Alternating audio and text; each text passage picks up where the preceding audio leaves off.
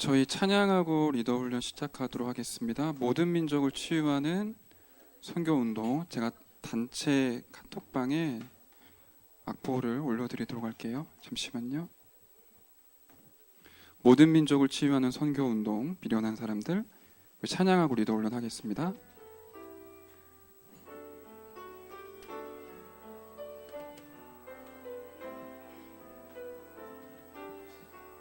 민족이 민족을 나라가 나라를 대적해 일어나고 기근과 지진과 난리의 소문이 가득한 이 시대, 세상의 문화는 영원할 것처럼 어둠을 노래하고 하나님 모르고 자신도 모르는 세상 지식을 자랑하네. 사람의 방법과 인생의 지혜로 세상을 치유할 수가 없고, 예수의 복음만이 해답임을 역사는 말하고 있으니, 이 전국 복음이 모든 민족에게 땅끝까지 증거되리니 그제야 끝이 오리라. 이 전국 복음이 모든 민족에게 땅끝까지 증거되리니 그제야 끝이. 교회가 복음을 말하지 않으며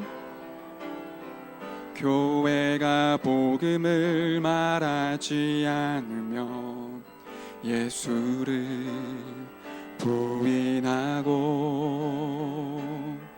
모든 민족이 우릴 미워하고 복음을 막지만, 미련한 복음을 생명처럼 붙잡은 우리는 미련한 자, 미련한 전도로 세상을 살리는 우린 미련한 전도자라.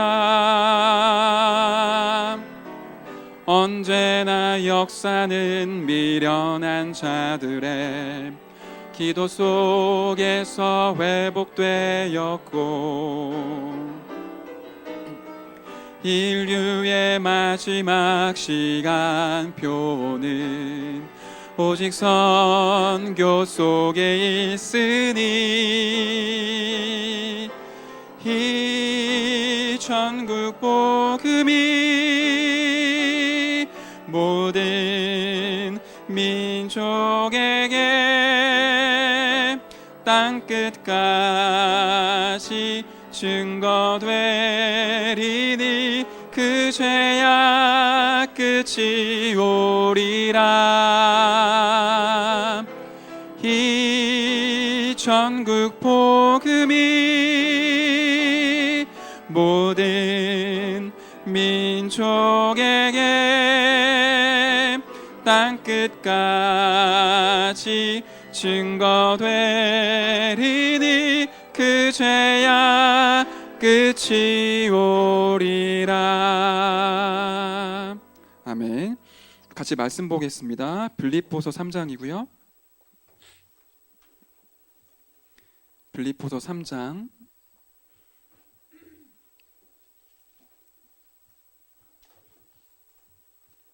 8절부터 20절까지의 말씀을 저와 여러분이 한 절씩 교독하여 읽도록 하겠습니다. 빌립보서 3장 8절부터 20절까지의 말씀입니다. 또한 모든 것을 해로 여김은 내 주 그리스도 예수를 아는 지식이 가장 고상하기 때문이라. 내가 그를 위하여 모든 것을 잃어버리고 배설물로 여김은 그리스도를 얻고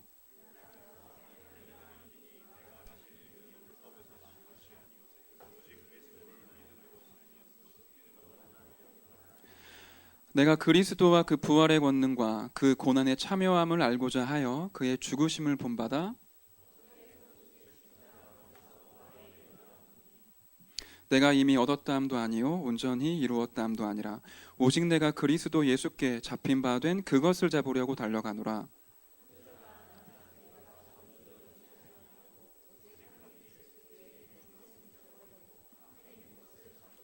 표대를 향하여 그리스도 예수 안에서 하나님이 위에서 부르신 부름의 상을 위하여 달려가노라.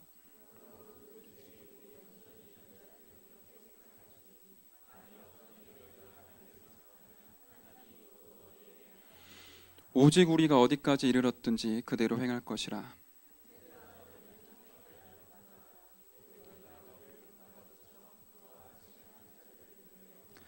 내가 여러 번 너희에게 말하였거니와 이제도 눈물을 흘리며 말하노니 여러 사람들이 그리스도의 십자가의 원수로 행하느니라.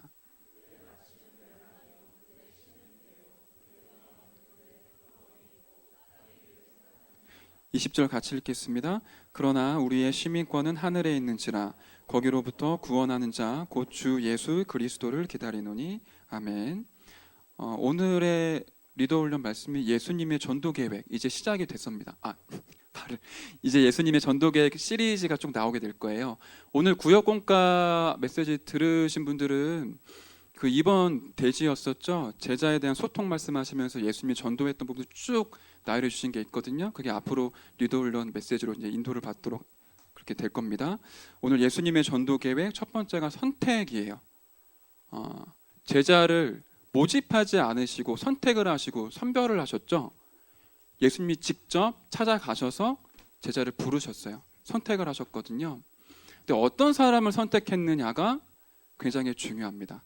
그게 오늘 우리가 읽었던 빌립보서 3장의 내용이라고 보시면 돼요. 리 목사님 여기에 대한 강의를 유튜브에 하신 게 있는데 사실은 본문에 대한 내용보다는 하나님이 예수님이 제자 사역을 하실 때 어떤 사람을 선택해서 제자를 훈련시키셨고 그 사람이 어떻게 사역했는지에 대한 얘기를 굉장히 오랫동안 하셨어요. 오늘 바울을 가지고 좀 그 얘기를 해봐야 될 것 같은데요. 우리 3주 전에 청년부 강단 말씀 기억나시나요? 제목? 오늘 지난주? 그 지난주? 나의 복음, 나의 선교라는 제목이었습니다. 복음을 우리 다 알고 있죠. 복음 모르는 사람은 없어요. 근데 그 복음이 나의 복음으로 확정되어지는 것은 좀 다른 얘기거든요. 그리스도 사단이 더 잘 알잖아요. 그러니까 역사를 하는데 그 그리스도를 나의 그리스도로 완전히 확정하는 거는 좀 얘기가 달라집니다. 예수님께서 누구를 부르셨냐? 이 복음을 나의 복음으로 확정할 수 있는 사람을 부르셨어요. 결론적으로 말씀드리면. 그리고 다른 동기와 계산, 어떤 인간적인 인본주의 섞이지 않은 사람을 부르신 겁니다. 우리가 그냥 겉으로만 볼 때는 무능한 사람을 부른 것 같고 갈릴리에 있는 어부들을 부른 것 같지만 예수님이 부르실 때는 이 복음을 아멘으로 붙잡고 동기와 계산과 이유 없이 복음 하나 때문에 달려갈 수 있는 사람을 찾으셨고 부르셨어요. 그렇게 부른 사람이 12사도였었고 그렇게 부른 사람이 70인 중직자였고요. 그렇게 부름받아 모였던 사람들이 마가다나 앞방에 120명의 성도가 모여지게 된 거죠. 나의 복음을 어떻게 확정할 수 있냐, 사실 이게 되게 중요할 텐데 로마서 1장 1절을 보시면 하나님의 복음 이렇게 설명이 시작이 돼요. 근데 로마서 1장 1절에 하나님의 복음으로 시작이 되는데 로마서 16장 25절 마지막 절에 뭐라고 고백을 하냐면 나의 복음이라고 얘기를 하거든요. 복음이면 복음이지 어떻게 나의 복음입니까? 하나님의 복음이 나의 복음으로 확정되어진 거예요. 로마서 전체를 한번 우리 훑어볼게요. 로마서 1장 1절부터 4절까지를 자세히 들여다보시면 복음이 무엇인지를 설명을 하고 있어요. 여러분들이 랩넌트들에게 뭐 예를 들어서 해식이라는 초등학교 2학년 랩넌트가 있어요. 해식아 복음이 뭐니? 그러면 해식이가 그러겠죠. 예수는 그리스도야 막 소리를 지르겠죠. 그게 사실인데 거기에 대한 근거의 말씀이 뭐냐? 로마서 1장 2절부터 4절까지 나와 있어요. 복음이 무엇인지 바울이 정확하게 얘기를 하죠. 4절 후반에 뭐라고 고백을 하냐면 이 복음은 우리 주 예수 그리스도시니라. 그렇게 얘기를 합니다. 그리고 1장 16절 17절에 유명한 고백이죠. 내가 이 복음을 부끄러워하지 아니한다. 이 복음은 구원을 믿는 자에게 구원을 주시는 하나님의 능력이 된다. 그러면서 뭐라고 고백을 하죠? 복음에는 하나님의 의가 나타나서 믿음으로 믿음에 이르게 하나니 오직 의는 믿음으로 말미암아 살리라 함과 같으니라. 다시 말하면 바울이 이 복음을 믿음으로 확실하게 붙잡은 거죠. 그리고는 쭉 복음에서 얘기를 하기 시작을 해요. 3장에 모든 사람이 죄를 범하였으면 하나님의 영광에 이르지 못하더니 의인은 없나니 하나도 없다. 모든 사람이 죄 가운데 빠져 있고 사단에게 눌려 있고 지옥 배경 가운데 살아가고 있다. 그 죄의 삭은 사망이다. 결과도 얘기를 했어요. 7장에 뭐라고 고백을 하죠? 오호라 나는 공고한 사람이로다. 누가 이 사망의 몸에서 나를 건져내랴. 나도 이 문제 속에 빠져 있었던 사람이다 라고 얘기를 하면서 왜 그런 고백을 합니까? 8장에 얘기를 하고 싶은 거예요. 우리는 문제가 오면 문제에 들어가거나 연약한 내 상태를 마주하게 되면 그것 때문에 낙심하게 되죠. 근데 바울도 똑같았어요. 오호라 나는 공고한 사람이다. 한쪽으로는 이 하나님의 법을 따라가고 싶지만 한쪽으로는 나도 모르게 사망의 법을 따라가는구나. 갈등이 있었단 말이에요. 그런데 8장에 결론 내리죠. 그러므로 그리스도 예수 안에 있는 자에게 결코 정잠이 없다. 그리스도 예수 안에 있는 생명의 성령의 법이 죄와 사망의 법에서 너와 나를 해방했다. 완전히 확정을 지은 겁니다. 그리고 주옥 같은 고백들이 나오기 시작을 하잖아요. 다시는 무서워하는 종의 영을 받지 아니하고 양자의 영을 받았으므로 하나님을 아빠, 아버지라고 부르짖느니라. 상속자로 부름받았다라는 고백을 하게 돼 있어요. 8장 마지막 절에 뭐라고 얘기하죠? 이 그리스도의 사랑에서 하나님의 사랑에서 핍박과 환난과 공고와 하늘에 있는 권세자들과 사망이나 그 어떤 것도 끊을 수가 없다. 거기에 완전히 붙잡혀 버린 거예요. 그리고는 16장 25절에 이제 고백을 하는 거죠. 나의 복음과 예수 그리스도를 전파함은, 다시 말하면 나의 복음과 나의 전도가 바울에게 확정이 된 거예요. 완전히 미쳐 있었던 거죠, 복음에. 그러니까 그 복음이 16장 20절에 어떻게 나타납니까? 너희 발 앞에 사단이 무릎을 꿇게 될 것이다. 그렇게 로마서가 구성이 돼 있어요. 그거를 어서 배워갖고 쓴 게 아니라 진짜 하나님 앞에서 말씀 듣고 현장에서 전도하고 그리스도께 집중하는 가운데 그런 고백들을 써내려 갔던 거죠. 물론 성령의 계시와 역사가 있었겠지만 우리가 흔히 갈라디아서 2장 20절 이렇게 얘기를 했을 때 청년들이 이제 그런 표현을 많이 해요. 제가 지금 이런 얘기들 지구에서 많이 했었었는데 저는 이런 실제적인 얘기를 들었었거든요. 자기가 예수 믿는 사람이고 신앙 양심이 있으니까 현장에서 전도를 하고 싶은 거예요.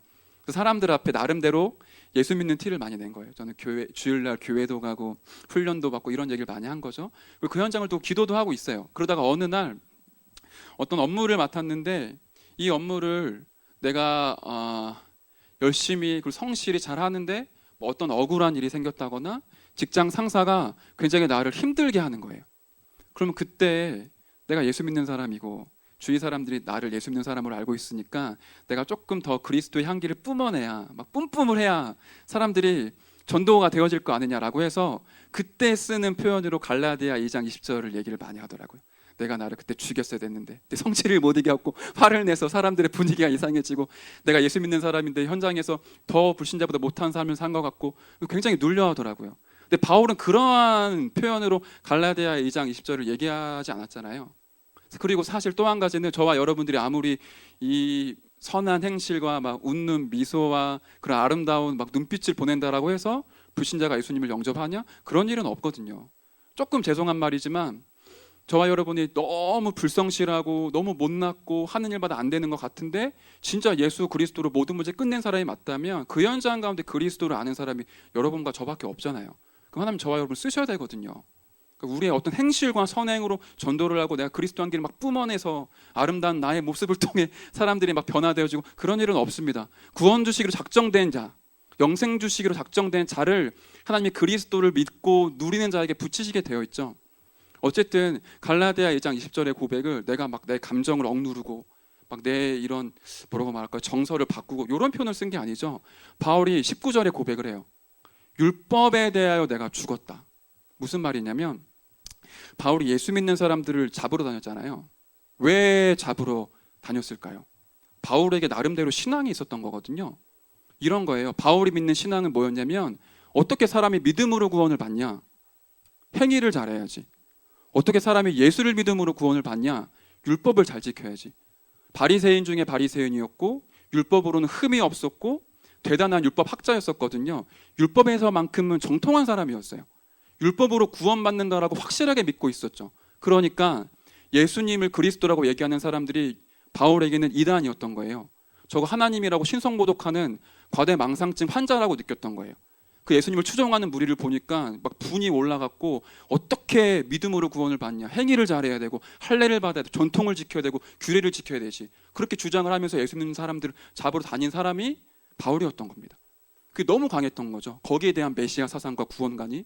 근데 그리스도를, 빛 되신 그리스도를 다메섹에서 만난 그날로부터 자기가 가지고 있던 모든 잘못된 구원관들이 다 무너져 버린 거예요. 복음 아닌 다른 것들, 복음보다 앞서는 나라고 하던 것들이 바울 인생을 끊임없이 택직질하면서 달려가게 만들었는데, 그리스도를 만나는 날 그런 율법에 묶여있던 나는 완전히 죽어버렸다, 그 표현을 한 거죠. 사실은 율법으로 치면 바울이 훨씬 더 율법 체질이잖아요. 율법 학자였고 바리새인이었으니까. 그런데 사도행전 11장 넘어가는 10장 쭉 넘어가는 장면을 보시면 하나님께서 이 이방인 고넬료를 베드로에게 붙이시죠. 3년 동안을 예수님 따라다닌 베드로였어요. 그러면 알아야 되잖아요. 지금쯤이면 이방인 선교의 문이 열려야 되는구나. 근데 오히려 베드로는 고넬료한테 복음 증거하고 나서 굉장히 주저주저했고, 예루살렘 교회에 모였을 때 막 그런 부분에 토론을 막 나누게 되죠. 어떻게 이방인한테 복음 증거냐, 이런 얘기를 하죠. 율법으로 치면 바울이 훨씬 더 그런 부분에 민감해야 돼요. 근데 바울이 했던 고백들을 보세요. 율법으로 도저히 구원받을 수 없다. 완전히 그리스도로 딱 결론을 내린 거였어요. 율법에 묶여있던 나, 하나님의 복음보다 더 앞서려고 했던 나가 십자가에서 그리스도와 함께 완전히 못 박혀 죽고 그리스도가 내 안에 사시는 것이라, 나라는 게 사라질 만큼, 나라는 게 필요 없어질 만큼 내가 그렇게 좋아했던 것들이 배설물이라고 표현을 했잖아요. 왜 그렇습니까? 복음을 깨닫지 못하게 했었으니까. 그 높은 학문과 지식, 당시에 뭐 스토아 학파 그런 철학자들과 변론을 해서 이길 수 있는 그런 실력이었지만, 그것 때문에 그리스도를 알 수 없었고, 자기의 높았던 그런, 뭐라고 말할까요? 그런 학문과 좋은 배경과 그런 좋은 것들이 결국에 복음보다 앞서갔기 때문에 그거를 배설물로 버려버렸어요. 완전히 복음 앞에 자기 인생을 드린 그런 사람이었죠. 지금 예수님께서 그런 제자를 찾고 계시는 거예요. 조금 내 감정 상하면은 전도하다가 포기해버리고, 내가 예수 믿으면 행복해지겠지, 난 축복받아야 돼 라고 해서 전도하다가 문제 생기면은 포기해버리는 그런 제자를 찾는 게 아니라, 내가 문제가 있든 없든 응답이 오든 안 오든 계산하지 않고요, 머리 굴리지 않고 이익순에 따지지 않고 현장에 지속적으로 가서 복음 증거할 수 있는 한 사람, 복음에 진짜로 사무쳐 있는 한 사람, 이 복음이 모든 것 다 해결할 수 있다라고 진짜로 믿음 고백하는 그 한 사람을 지금도 예수님은 찾고 계시는 거예요. 그렇게 제자를 찾아야 돼요. 예수님이 그렇게 다니시면서 제자를 선별하셨고 선택을 하신 겁니다.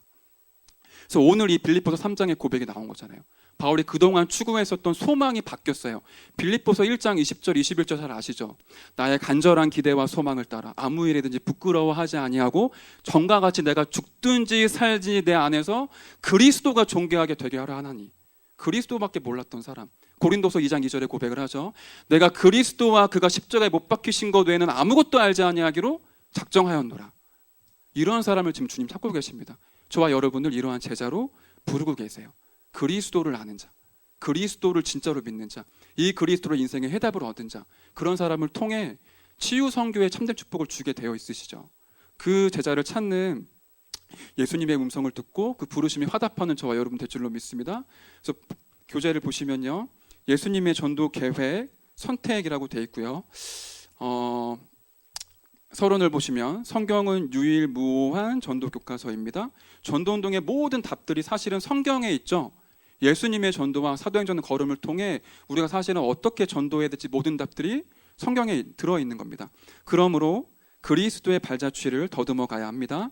주님의 계획은 분명합니다. 태초부터 만민에게 영광의 날과 승리해야 할 것을 계획하시고 한순간도 그의 목표를 잊으신 적이 없었습니다.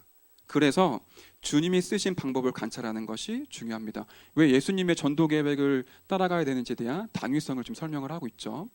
감사한 거는 저희가 3월 1일 날 안동에 캠프하러 다녀왔는데요. 이제 본격적인 캠프 팀 구성이 이루어져야 돼요. 그러한 시간표 속에 하나님께서 오늘 예수님의 전도 계획 선택이라는 말씀을 주시더라고요. 하나님 정확하시죠. 저와 여러분들 캠프로 이제 움직여야 되는 중요한 팀 구성이 이루어질 텐데 하나님께서 중요한 사람들을 뽑으시고 부르셔서 현장에 중요한 사역을 맡기시는 그런 일들이 이제 벌어질 겁니다. 쭉 보도록 할게요. 내용 자체는 굉장히 어렵지가 않습니다. 저와 여러분들이 계속 마음에 두고 기도해야 될 부분은 내가 진짜로 그리스도로 담난 사람, 복음에 사무쳐 있는 사람, 그런 사람으로 쓰임받고 우리가 가는 현장 가운데 나랑 똑같은 사람을 찾아내는 것이 중요하겠죠. 첫 번째 보시면 예수님의 생은 몇몇을 모집하지 않고 부르심으로 시작하였다. 그렇죠. 학교를 짓지 않으셨어요. 유대인들은 학교를 지었거든요. 그리고 모집을 했잖아요. 교육을 했어요. 근데 예수님은 한 번도 그런 방법 쓰신 적이 없어요. 부르셨고 보여주셨고 동거를 하셨어요. 처음부터 그렇게 하신 겁니다. 두 번째 목표는 왜 그렇게 하셨는지 이유가 나오는 거죠. 승천 이후 재림까지, 지금도 계속되는 거죠. 재림까지니까 그의 사업, 다시 말하면 그의 전도 운동을 계속할 수 있는 사람을 부르셨다. 다시 말하면 지속할 수 있는 사람이 기준인 거예요. 이 복음 운동을 계속할 수 있는 사람, 현장에 문이 닫히면 또 다른 현장으로 나갈 수 있는 사람, 뭔가 안 되어진다고 거기서 낙심하고 스탑하는 게 아니라 지속적으로 현장에서 복음 전달하고 복음으로 사람들 치유하고 양육하고 전도할 수 있는 사람을 부르고 계시는 겁니다. 그래서 나온 사람이 요한, 안드레는 베다니아에서 부르셨고요. 안드레를 통하여 베드로를 부르셨고 빌립을 통하여 나단, 나엘을 부르셨어요. 세 번째, 그런데 그렇게 선택하시는데 어떻게 하셨냐? 절대로 서두름이 없었어요. 다시 말하면 신중하게 하신 거예요. 제자를 선택하는데 우리가 조금 착각하거나 속기 쉬운 게 뭐냐면 갈급한 자와 복음에 반응하고 전도에 반응하는 사람이 조금 비슷해 보이기도 하거든요. 갈급한 자가 영적으로 지금 매우 문제가 안에 많이 있고 말씀 듣는데 갈급해 있기 때문에 모든 집회를 다 따라다녀요. 자칫 그런 사람을 보고 제자를 선별하면 굉장히 조금 뭐라고 말할까요? 전도가 실패하는 건 아닌데 굉장히 어려움을 당할 수가 있죠. 그 사람도 힘들고 그 사람을 사역하는 사역자도 힘들고, 또는 우리가 중요한 제자를 선별할 때 어떻게 선별합니까? 나랑 친한 사람, 나랑 평소에 포럼이 되는 사람, 나랑 뭔가 소통이 되는 사람 위주로 선별을 하게 되죠. 예수님이 그런 사람을 찾으신 게 아니라 복음에 반응하면서 전도 운동할 수 있고 지속할 수 있는 사람을 찾으셨어요. 그리고 그렇게 선택하실 때는 막 급하게 뭔가를 막 쫓겨갖고 하신 게 아니라 진짜로 지속할 수 있는지를 면밀하게 보신 거예요. 진짜로 이 사람이 복음으로 반응하고 있는 사람이 맞는지, 진짜 예수를 그리스도라고 영접하고 울고 그렇게 받았는데 전도하기 싫어하는 사람도 있거든요. 근데 그런 사람 말고 복음에도 반응하는데 전도에 완전히 담난 제자를 찾아다니셨던 거예요. 그러니까 12제자를 찾으셨던 겁니다. 원래 우리가 마태복음부터 읽으면 마태복음 순서가 상산수훈부터 시작이 되죠. 예수님의 사역이. 근데 그게 원래 역사 시간표 상으로는 나중에 있어요. 예수님 제일 처음 하신 거는 제자를 부르셨어요. 그거 먼저 하신 거예요. 그리고 예수님의 사역 전반적인 모든 사역의 포커스는 제자에게 있었어요. 많은 무리들이 따라다녔지만 무리들은 먹는 것 때문에 따라다녔고 예수님의 기적과 이사를 보고 따라다녔지 복음에 반응을 하고 전도하고 싶었던 제자들은 없었거든요. 무리보다는 제자의 포커스를 뒀기 때문에 무리도 함께 살리셨던 거죠. 그래서 세 번째, 신중하게 선택을 하셨고요. 어떤 자들을 부르셨냐? 네 번째가 중요하겠죠. 배우기를 열망하는 자들을 부르셨습니다. 처음에는 그들이 중심 인물이 될 것 같지 않았죠. 베드로, 요한, 야고보, 어부들의 세리마태는 우리나라 표현을 하면은 매국노잖아요. 뭐라고 말해야지? 그 일본 뭐라 그러죠? 친일파 그런 거잖아요. 근데 그런 사람들 부르셨단 말이에요. 지금 중심 인물이 될 것 같지도 않았고 탁월한 지위도 없었고 부유한 자도 없었고 거룩한 직분도 없었고 철학자도 아니었고 우리의 모든 상식을 다 깨트리는 사람들을 부르셨단 말이에요. 갈릴리 주변의 사람들, 기대하기 어려운 사람들. 아멘, 감사합니다. 저와 같은 그런 사람들 부르신 거죠. 류 목사님 뭐라 그러셨냐면은 기준이 뭐냐? 말씀을 열망하는 자를 부르셨다. 두 번째, 말씀 속에 복음에 열망하는 자를 부르신 거다. 되게 중요하죠. 하나님의 말씀 따라가는 자, 온유한 자, 그 말씀을 진짜로 언약으로 붙잡은 자, 그리고 그 말씀 속에서 다른 것들 다 가지를 치고 복음의 언약을 확실히 붙잡은 자를 예수님 부르신 겁니다. 세 번째, 그 복음 속에 전도에 열망하는 자를 예수님이 찾으시고 부르셨어요. 마지막, 자기의 삶을 이 전도 운동에 아낌없이 거는 사람, 자기의 인격을 거는 사람, 자기의 모든 삶을 전도 운동에 바치는 사람을 찾으신 거예요. 그러다 보니까 갈릴리 어부들이, 세리 마태 같은 사람들이 나오게 된 겁니다. 바리새인, 사두개인, 유대인 지도자들은 너무 자기가 가지고 있는 게 많았거든요. 복음보다 소중하게 너무너무 많았어요. 그런 사람들 찾지 않으시고 완전히 복음에 반응하는 사람, 전도운동할 수 있는 사람 찾으신 거죠. 그러니까 다섯 번째, 소수에 집중을 하신 거예요. 확실한 개인 제자를 남기신 거죠.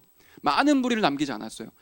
제가 잘은 모르겠지만 유명한 종교 지도자들 같은 경우는 무리를 이끌고 다녔던 것 같아요. 예수님만큼은 무리가 따라다녔지만 예수님의 사역의 포커스는 다시 말씀드리면 소수에 집중을 하셨고 제자에게 포커스가 있었죠. 그러니까 마태복음 10장, 누가복음 19장을 보시면 전도훈련 할 때는 무리를 전도훈련 시키신 게 아니라 12제자부터 70인부터 제자훈련을 시키셨고요. 십자가에서 죽으시고 부활하신 이후에도 제자들을 찾아가셨어요. 그 중에 120명의 성도가 나온 거죠. 그리고는 마가다락방 교회를 통해 성령적인 전도운동이 펼쳐지게 된 겁니다. 지금도 예수님께서 동일하게 역사하고 계시거든요. 많은 사람들이 우리 청년부에 필요한 게 아니라 복음에 반응하는 사람이 청년부에 있어야 돼요. 진짜로 전도운동에 생을 걸 수 있는 사람, 전도운동에 자기의 모든 인격을 걸고 뛸 수 있는 그 사람들이 청년부에 모이기 시작을 해요. 그렇게 해야 전체를 살릴 수가 있거든요. 한 명 개인 제자를 확립시키고 진짜로 확실한 제자를 세울 수 있어야 저와 여러분이 현장을 빠른 시간 안에 전체를 장악을 할 수 있습니다. 그래서 1번, 개인 변화 없이는 세상 변화가 불가능하고요.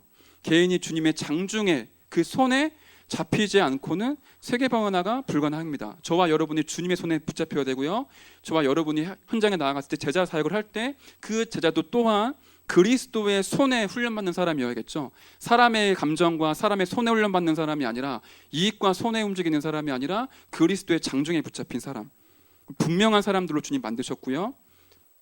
70인 중직자가 있었지만 12명의 사도를 부르셨고요. 그 12명의 사도 중에서도 베드로, 야고보, 요한 3명이 중요한 제자였었어요.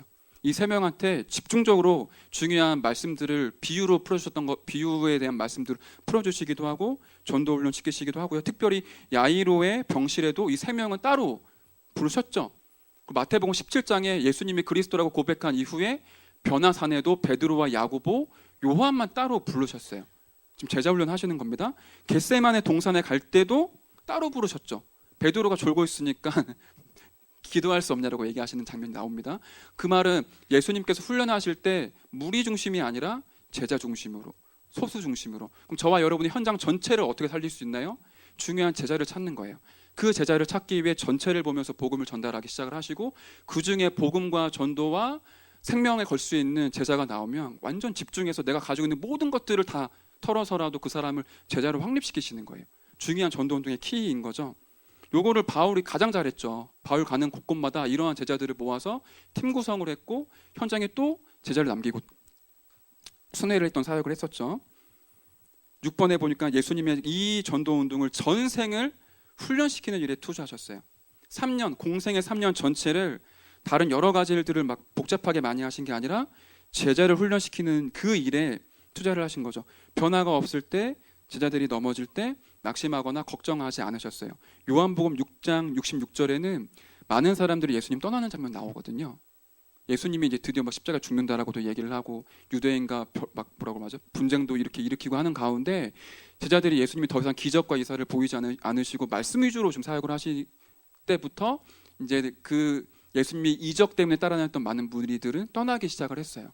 근데 그 중에 그렇게 떠났지만 예수님 그것 때문에 시험 들거나 낙심하지 않으셨죠. 마찬가지입니다. 저와 여러분 현장에서 복음 증거하고 단합방하고 개인 양육하는데 다 떨어져 나갈 수 있어요. 그런데 제자는 남습니다. 그 제자의 포커스를 두시는 거예요. 문이 막혔다라고 생각을 하시는 게 아니라 당연한 하나님의 시간표예요. 대다수의 무리들은 양육하다가도 갑자기 연락이 두절되거나 교회 안 나오는 경우도 있어요. 그것 때문에 낙심하거나 전도를 포기하시는 거 굉장히